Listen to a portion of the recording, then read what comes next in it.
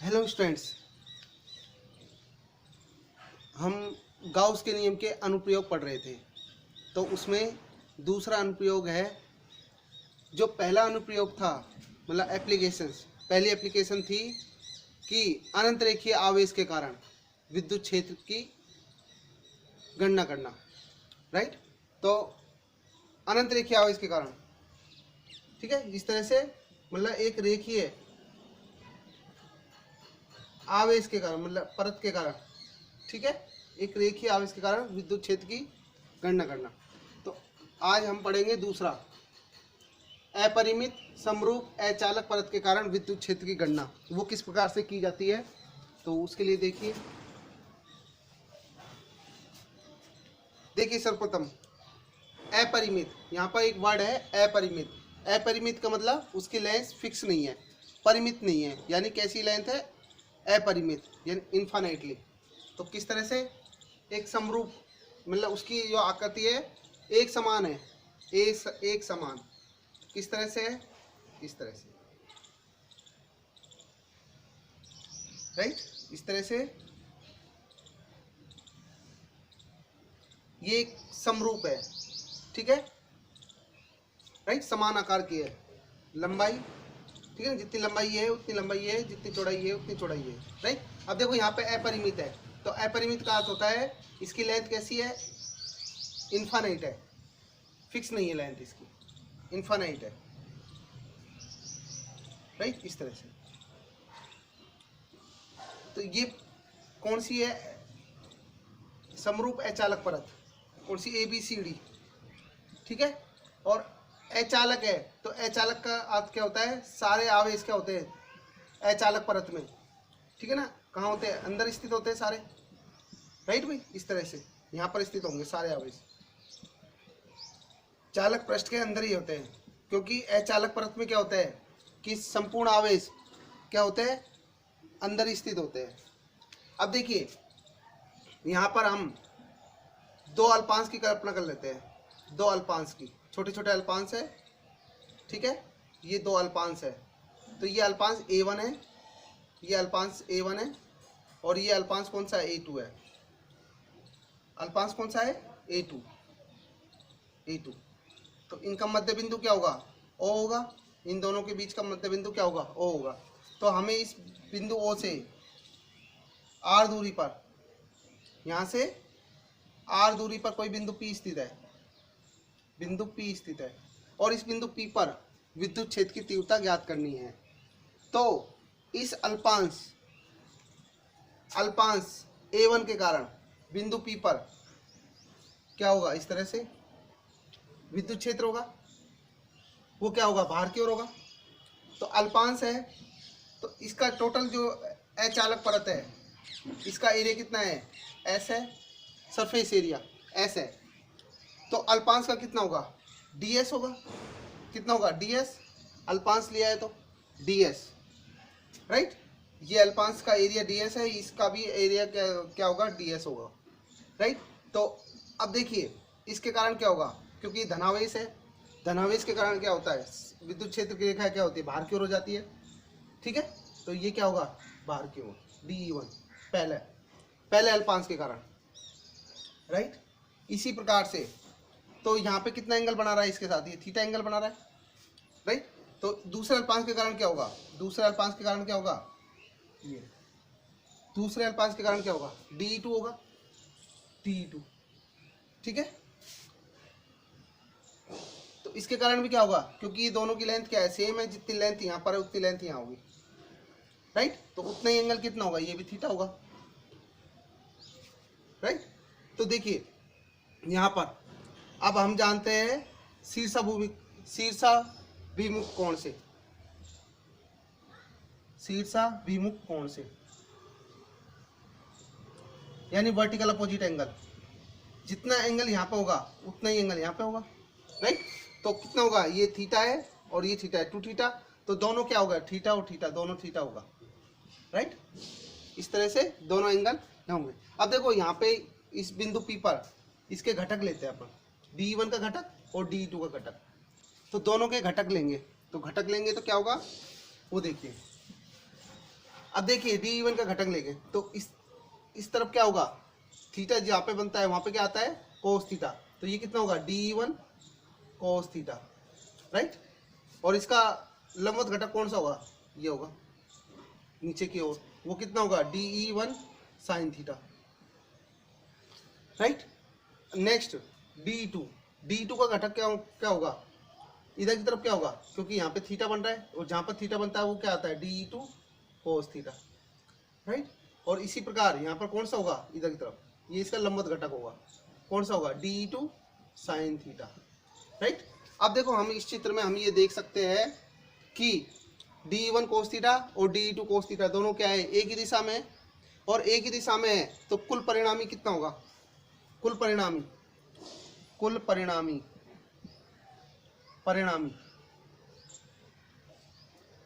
विद्युत क्षेत्र, कुल परिणामी विद्युत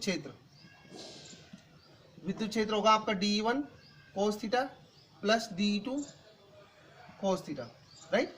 तो केवल जो क्षैतिज घटक है उन दोनों घटक को क्या होगा, ऐड होने पर ही उसका परिणामी विद्युत क्षेत्र कैलकुलेट किया जा सकता है। परंतु D2 साइन थीटा और D1 साइन थीटा ये क्या है, दोनों परिमाण में समान है परंतु दिशा में विपरीत होने के कारण क्या होता है, निरस्त हो जाते हैं, तो कैंसिल आउट हो जाते हैं। तो मेन क्या है, जो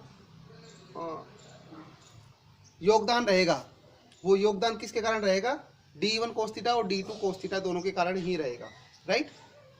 अब देखिए गाउसियन पृष्ठ के लिए क्या करते हैं हम, इस पर जो समरूप अचालक परत है उसके कारण क्या कंसीडर करते हैं, एक गाउसियन बेलनाकार गाउसियन पृष्ठ की कल्पना करते हैं, राइट। तो वो किस तरह से करेंगे वो देखिए,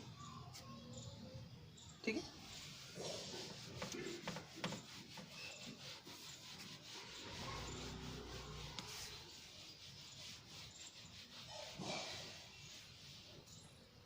तो अपने पास क्या है, ये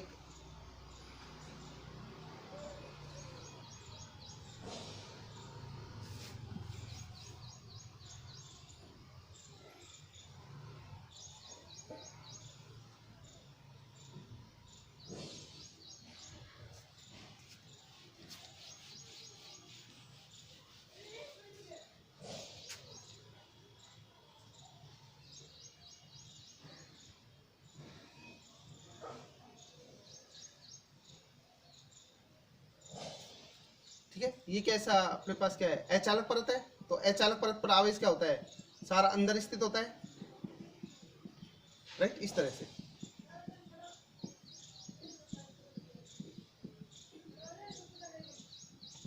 अब ये कैसी है, कैसा है, अनंत है, इस तरह से, राइट। अब देखिए यहां से यहाँ पर हम क्या करते हैं, बंद गाउसियन पृष्ठ की कल्पना करते हैं। तो वो क्या होगा,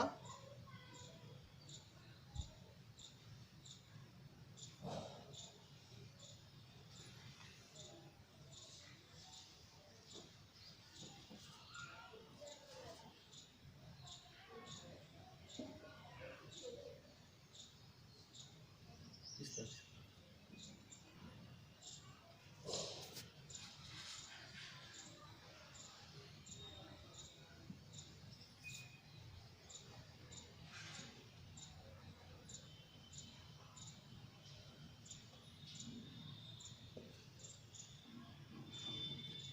राइट। तो देखिए ये जो सरफेस है वो क्या होगी, S1 होगी। वो सरफेस कौन सी होगी, S1। और ये कौन सी सरफेस होगी, S2 होगी, राइट, S2। अब देखिए विद्युत क्षेत्र कैसे जा रहा है, एक समान जा रहा है, इसमें से एक समान विद्युत क्षेत्र है। तो यहाँ पर जो घटक होगा वो क्या होगा, यहाँ पर होगा E1, ठीक है। विद्युत क्षेत्र क्या होगा, ई सदिश होगा, ठीक है। तो इसका एरिया कितना होगा, यहाँ पर एक होगा ds, ठीक है, इसी डायरेक्शन में। और इसमें क्या होगा, इसमें इस तरह से होगा, यहाँ पर होगा ई सदिश और एरिया कितना होगा इसका, ds होगा, ठीक है, ds। देखो अब ये जो बेलनाकार गाउसियन पृष्ठ है इसको तीन भागों में बांट सकते हैं। किस प्रकार से,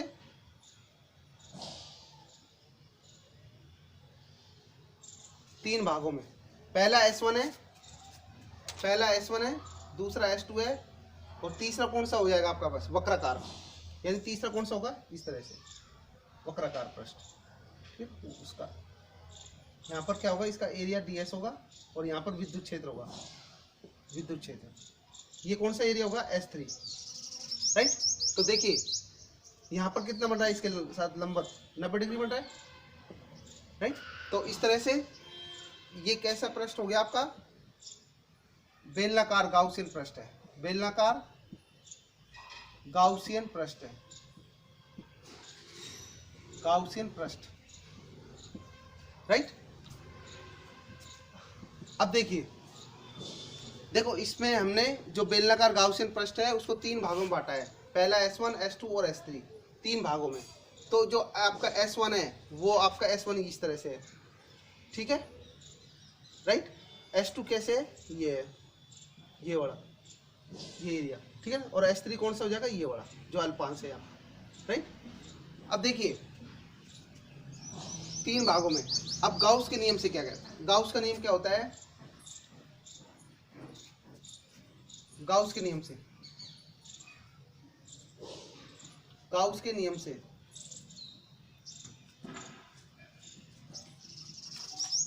गाउस का नियम होता है कि फाई इक्वल टू विद्युत फ्लक्स होता है वो summation Q upon epsilon naught, ठीक है ना, right.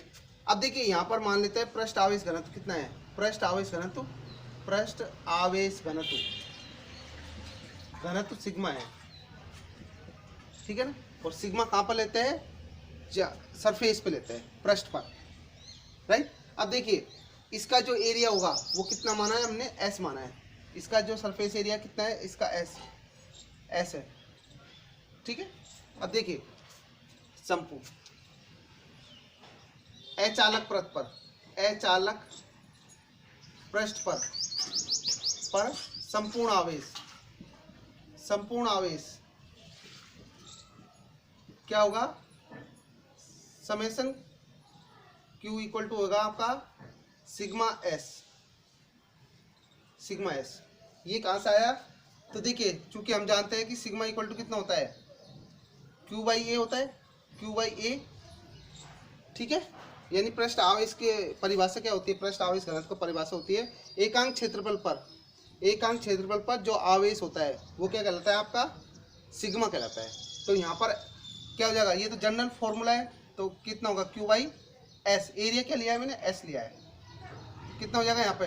Q equal to sigma S हो जाएगा। तो वहां से आया है, ठीक है, राइट, ठीक है। अब देखिए यहाँ पर वैल्यू रखेंगे तो समेशन Q की वैल्यू क्या रखेंगे? सिग्मा S कितना आएगा? इसलिए फाई इक्वल टू आ जाएगा आपके पास sigma S upon epsilon naught, ठीक है ना। एप्सिलॉन नॉट क्या है? निर्वात की विद्युतशीलता है, ठीक है ना। यानी ये पूरा जो सेटअप रखा हुआ है वो निर्वात में स्थित है, राइट। अब देखिए दूसरा, अब गाउस के नियम से ही, चूंकि गाउस के नियम से हम जानते हैं कि फाई इक्वल टू कितना होता है? जो आपका क्लोज इंटीग्रेशन है, क्लोज इंटीग्रेशन ई सदिश डॉट डी एस सदिश, राइट, वो कितना होता है? ये होता है। तो ये आपकी समीकरण 1 हो जाएगी, ये समीकरण 2 हो जाएगी, ठीक है ना। ई सदिश डॉट डी एस सदिश विद्युत फ्लक्स की परिभाषा से, राइट।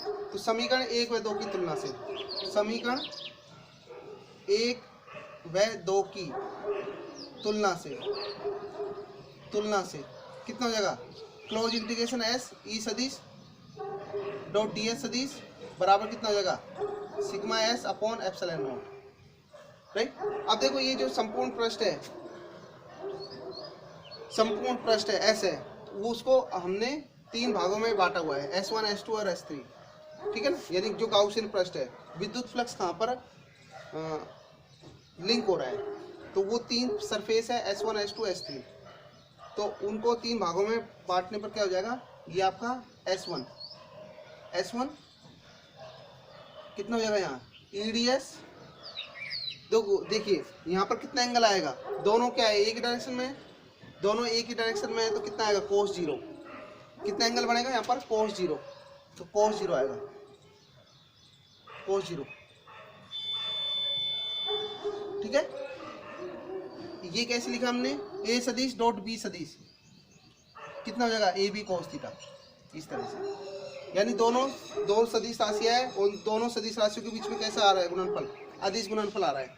तो अदिश गुणनफल होता है तो उस केस में क्या रखेंगे, ए सदिश डॉट बी सदिश बराबर ए बी कोस थीटा। तो यहाँ पर जो थीटा की वैल्यू है वो कितनी, 0 डिग्री है, ठीक है। दूसरे केस में देखो एस टू वाले केस में भी देखो, ई सदिश और डी एस सदिश दोनों क्या एक ही डायरेक्शन में है, तो यहाँ पर भी क्या आएगा, cos 0 ही आएगा, ठीक है। तो कितना आएगा, E D S cos 0, right. Next है ये S2 आ जाएगा, S2, ठीक है। नेक्स्ट है, अब देखो यहाँ पे ई सदिश और डी एस सदिश, वो दोनों के बीच में कितना एंगल आ रहा है, दोनों, ये ई सदिश तो इधर इस डायरेक्शन में और डी एस सदिश इस डायरेक्शन में, तो दोनों के बीच में कितना आ रहा है, 90 डिग्री। तो कितना आ जाएगा यहाँ पर S3 केस में, ई डी एस कोस 90, तो कितना हो जाएगा यहाँ पे, sigma S upon epsilon not. अब कोस 90 की वैल्यू कितनी होती है, 0, ठीक है। कोस 0 की वैल्यू कितनी होती है, 1। देखो मैं यहाँ लिख देता हूँ, कोस 0 की वैल्यू होती है 1 और कोस 90 की वैल्यू कितनी होती है, 0, ठीक है। तो यहाँ पर हम जो वैल्यू रखेंगे वो सारी क्या आ जाएगी, 0। कोस 90 की वैल्यू क्या आएगी, 0, 0 से ये सारा क्या होगा, मल्टीप्लाई होगा तो 0 आएगा, ये टोटली भाग क्या हो गया, 0 हो गया, ठीक है। तो नेक्स्ट है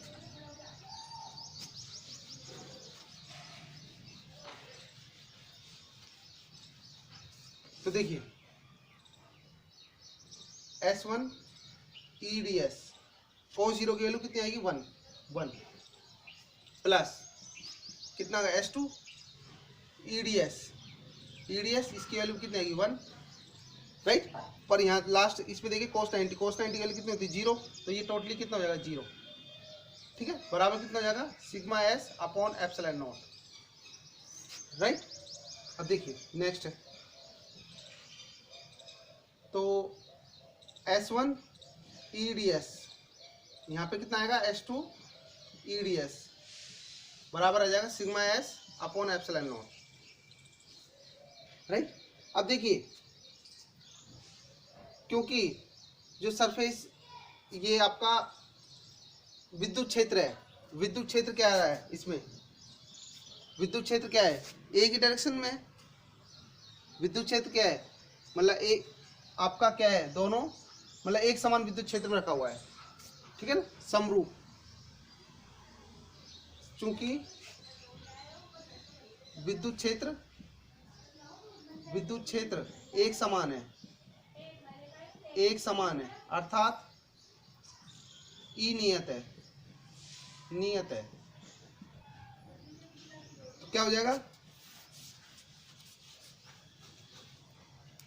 ई बाहर हो जाएगा पर ds S1 प्लस कितना होगा, ई S2 ds बराबर कितना होगा, sigma S upon epsilon not, right.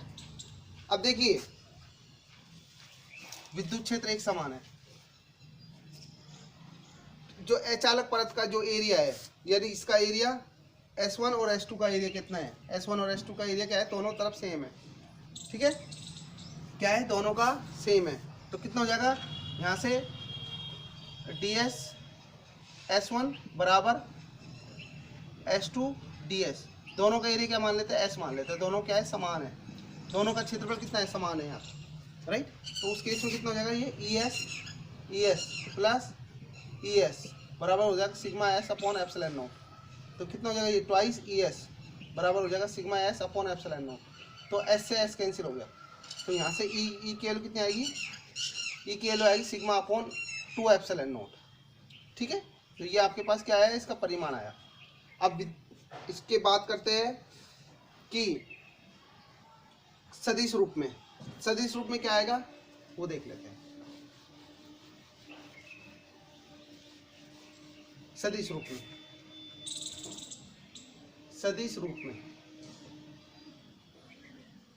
रूप में ई का sigma upon 2 epsilon not an cap.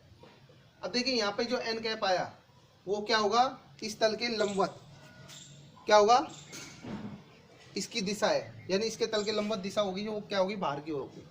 ठीक है, एन कैप क्या है, राइट, एन कैप क्या है, जो परत है, परत के लंबवत विद्युत क्षेत्र की दिशा क्या होगी, बाहर की ओर होगी, राइट। तो ये अब देखिए यहाँ पर ग्राफ बनाना चाहे दूरी के साथ, तो दूरी के साथ ग्राफ बनाएंगे तो किस तरह से होगा वो देखिए।